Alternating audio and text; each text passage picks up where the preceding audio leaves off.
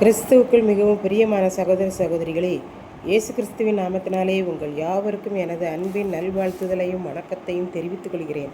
இன்றைய பகலின் குளிர்ச்சியான நாளின் தியான வசனம் லூக்கா எழுதின சுவிசேஷம் 19ஆம் அதிகாரம் 26ஆம் வசனம். உள்ளவன் எவனுக்கும் கொடுக்கப்படும், இல்லாதவனிடத்தில் உள்ளதும் எடுத்துக்கொள்ளப்படும் என்று உங்களுக்கு சொல்லுகிறேன். இயேசு தேவனுடைய ராஜ்யம் சீக்கிரமாய் வரும் என்பதற்கான ஒரு உவமையை கூறினார். பிரபு ஒருவன் தூரதேசத்துக்கு பிரயாணமாய் போகும்போது தன்னுடைய ஊழியக்காரரில் 10 பேரை அழைத்து ஆளுக்கு 10 ராத்தல் பணம் கொடுத்தான். இதை வைத்து வியாபாரம் பண்ணுங்கள் என்றான். போன பிரபு திரும்ப வந்து தான் கொடுத்த பணத்தை வாங்கிய எல்லா ஊழியக்காரரையும் அழைத்தான்.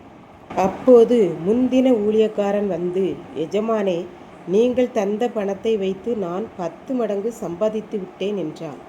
எஜமான், நல்லது, உத்தமமான ஊழியக்காரனே, நீ கொஞ்ச காரியத்திலே உண்மையாய் இருந்தாய், ஆகவே உன்னை 10 பட்டணங்களுக்கு அதிகாரியாக வைக்கிறேன் என்றான். இரண்டாவது ஊழியக்காரன் வந்து, எஜமானே, உம்முடைய பணத்தை கொண்டு 5 மடங்கு சம்பாத்தியம் பண்ணியிருக்கிறேன் என்றான். எஜமான், நல்லது, நீயும் 5 பட்டணங்களுக்கு அதிகாரியாய் இரு என்றான்.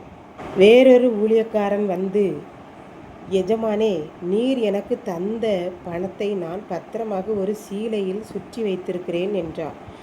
ஏனென்றால் நீர் திரும்ப வந்து கண்டிப்பாக நான் தந்த பணத்தை எங்கே என்று கேட்பீர்.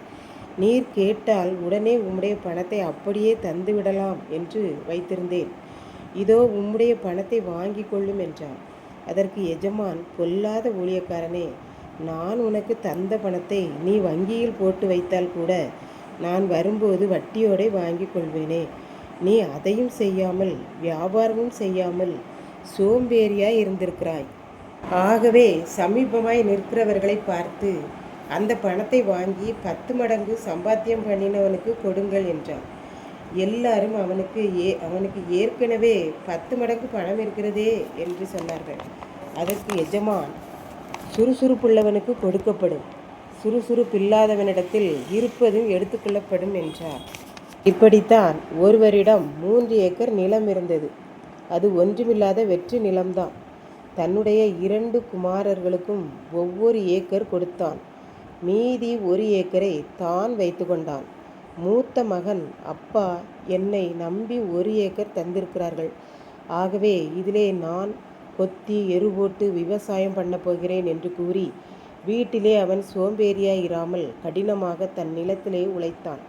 அவனே கொத்தி, அவனே எரு போட்டு, கூலிக்கு கூட ஆள் வைக்காமல் அவனாகவே விவசாயம் செய்தான். 2வது மகன் தன் நிலத்தை பெற்று கொண்டதும் யோசித்தான். அப்பா எனக்கு தந்த நிலத்தில் ஒன்றுமே இல்லை, வெறும் மணலாகத்தான் இருக்கிறது. இதை வைத்து என்ன செய்ய முடியும் என்று சொல்லி, சரி, இந்த நிலத்தை பத்திரமாக வைத்து கொள்ளலாம், அது போதும் என்று கூறி வீட்டில் படுத்து படுத்து உறங்கினான். அறுவடை காலம் வந்தது. தகப்பனார் மெதுவாக வந்தார். என்ன பிள்ளைகளே, நான் தந்த நிலம் உங்களுக்கு பிரயோஜனமாக இருந்ததா என்றார். மூத்த மகன் கூறினான், அப்பா, உங்களுக்கு ரொம்ப நன்றி அப்பா. நீங்கள் தந்த நிலத்திலே நானே சொந்தமாக விவசாயம் பண்ணி பாருங்கள், 1 ஏக்கர் நிலத்திலே 50 மூட்டை நெல் அறுவடை பண்ணி இருக்கிறேன் என்றான். அப்பா மிகவும் சந்தோஷப்பட்டார். இளைய மகன் வந்தான். நீங்கள் தந்த நிலம் வெற்று நிலம், ஆகவே அது பத்திரமாக இருக்கிறதுப்பா என்றான். அப்பா சொன்னார், மகனே, இந்த நிலத்தை குத்தகைக்கு கொடுத்தால் கூட உனக்கு 25 மூட்டை நெல் கிடைத்திருக்குமே. நீ அதையும் செய்யாத சோம்பேறியாக இருந்திருக்கிறாய். ஆகவே என்னிடம் உள்ள 1 ஏக்கர் நிலத்தையும் நான் என் காலத்திற்கு பிறகு அண்ணனுக்கே கொடுக்கிறேன் என்றார். இதை கேட்டு கொண்டிருக்கும் எனக்கன்பானவர்களே, இன்றைக்கு நம் ஆண்டவரும் இப்படித்தான் நம்மை பார்த்து, பிள்ளைகளே, நான் உங்களுக்கு ஜீவன், சுகம், பலன், குடும்பம், தொழில், நிலங்கள், வருமானம், திறமைகள், தாளந்துகள், ஐஸ்வர்யம் எல்லாவற்றையும் தந்தேனே. இதை வைத்து நீங்கள் பரலோக ராஜ்யம் வருவதற்காக எவைகளை சம்பாதித்தீர்கள் என்பார். ஆகவே நமக்கு ஆண்டவர் தந்திருப்பதை வைத்து நாம் பரலோக ராஜ்யத்தை நமக்கென ஆதாயப்படுத்தி கொள்வோம். கர்த்தர் தாமே நம்மை ஆசீர்வதிப்பாராக. ஆமென்.